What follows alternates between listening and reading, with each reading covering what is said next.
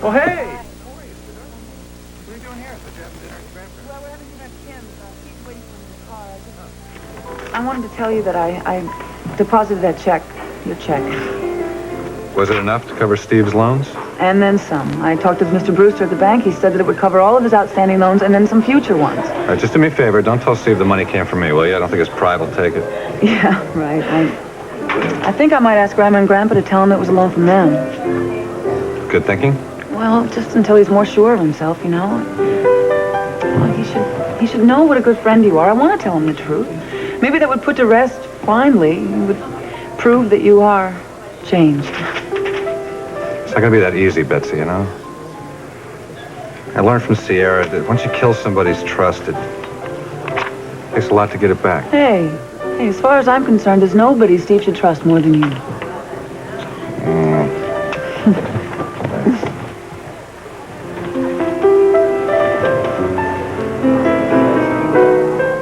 Dad, after the trip to Colorado, I am even more convinced than ever that Kim is withholding the truth on purpose.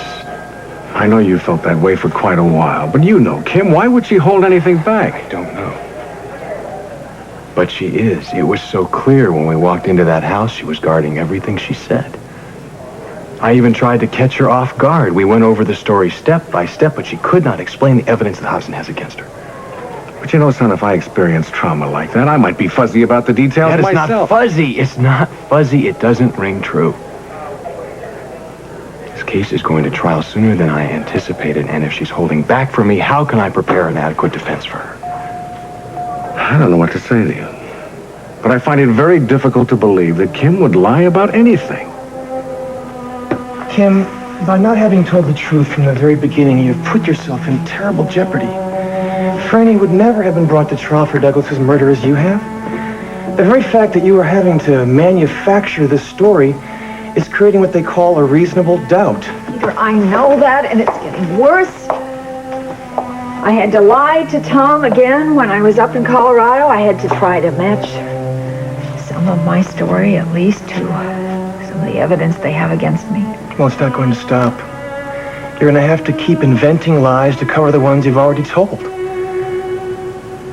And I wonder if someone as honest as you are can live with that.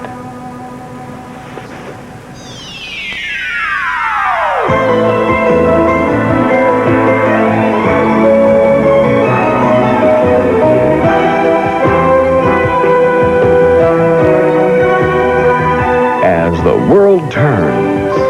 This portion brought to you today by today's all-temperature cheer. 3 temperatures, 1 great clean. And by Mr. Clean.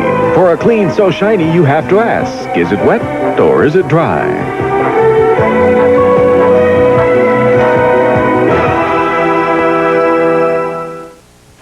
I wanted to tell Tom. I wanted to tell him when I was up there. I came very close to it several times. Well, why didn't you? Because the minute I tell him the truth, he's going to want to bring the whole thing out in the open, and I know Frannie cannot handle it. But she's working very hard with Dr. Michaels to work through this block of hers.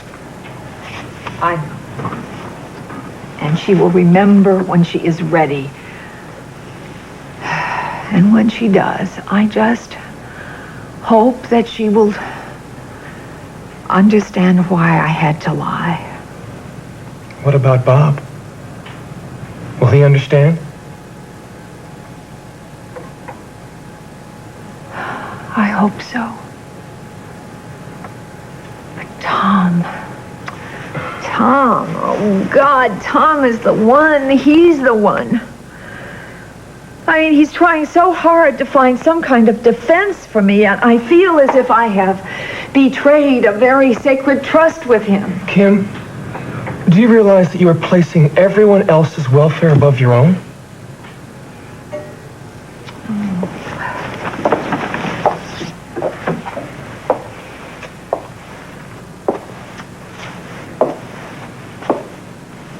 When I was up in Colorado, Frannie came to me, and she asked me if she could call me Mother. Do you have any idea what that means to me? Yes. Of course I do. But do you realize what might happen to you and your family if you do not come forward with the truth now? Peter, I know all of the risks. I know it better than anybody else. I don't think even you realize what telling all these lies is costing me. Well, stop telling them then. I can't. For your own sake. And for Bob's. And for your babies.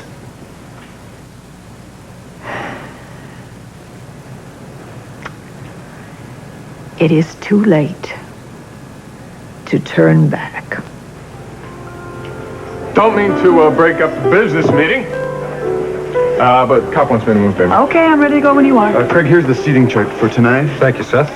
You must be the famous Seth Snyder. I'm Betsy Andropoulos. Yeah, this is my wife, Seth. Hi. When did I become famous? Oh, well, I've heard so many nice things about you from Craig and Iva. All true, I might add. This is perfect, thank you. Oh, good. Well, don't believe everything you hear. Iva's been known to be prejudiced. Oh, by the way, speaking of Iva, she tells me that Mike, your foreman's going back to work for her. I guess Tad Channing's letting up on you, huh? Well, that's what I thought, but then I saw Channing coming out of Ed Brewster's office with old lady Walsh, and he was looking at me like a vulture just waiting for lunch. Well, don't worry about it. Guys like that, they have a tendency to slip up sometime. Well, that's nice to think so, but sometimes more underhanded you are, the further you get. Well, we should get going to Kim's. Good night. Good night. Good evening. Nice to see you again, Mrs. Andropoulos. You look lovely as always. George, could you, excuse me, show Mr. Channing to a table? Thank you. Of course, this way, sir. Thank you, George. What did he mean by that? We work in the same building, remember? Yeah. I hope you don't talk to that creep. No. Look, we're going to get a ticket if we don't go, right? Good night, Craig. Good night, Steve.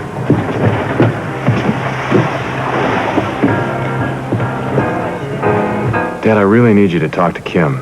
Since I don't know what she's concealing, I don't know how to prepare her defense. Excuse me. I'm on my way to the Mona Lisa. Would you like to come by later tonight? Give us a chance to talk, huh? Well, Lila, I'd like to. I don't know if I can. Okay. Well, if you have time, later, okay? All right. Bob, give my best to Kim and Frannie, okay? I will. Thanks, Lila. Listen, why don't you come to the house for dinner tonight? Not tonight, Dad. I don't think so. Oh, my You sure? true favorite. Hi. Hi, darling. Oh, golly, I missed you. I missed you, too. Thank How do you feel? I'm doing all right. I'm okay. But are you ready to go home, do you think? Yeah. All right, good. Then I can ride with you. Tom, do you want to join us for dinner? No. Dad already asked, but I've got a lot of work to do. We've got jury selection starting in the morning. Oh, are you nervous? Should I be? Oh, honey. Listen. I would be a lot happier if you could have told me why those bed hangings were slashed, but all I can ask is that you just keep thinking about it, okay? Yes. Okay, I'll talk to you too later. All right. Okay. Good night, darling. Where's Frannie? Oh, she left. She's having dinner with Casey Peretti. Honey, Tom and I just had a talk. Look, I don't want to upset you, but Tom is convinced that you're holding something back about Doug Cummings' death. Now, I told him that you'd have no reason to do that. If I thought I'd killed the man I once loved, it'd kill me too. You know something? I just feel as if I am being pulled apart. I'm just not too sure how much longer I can take this. You know you can tell me anything. Now, if there is something that you're not able to tell Tom, some detail, whatever it is, no matter how small it is, we've got to know the truth so that Tom can help you.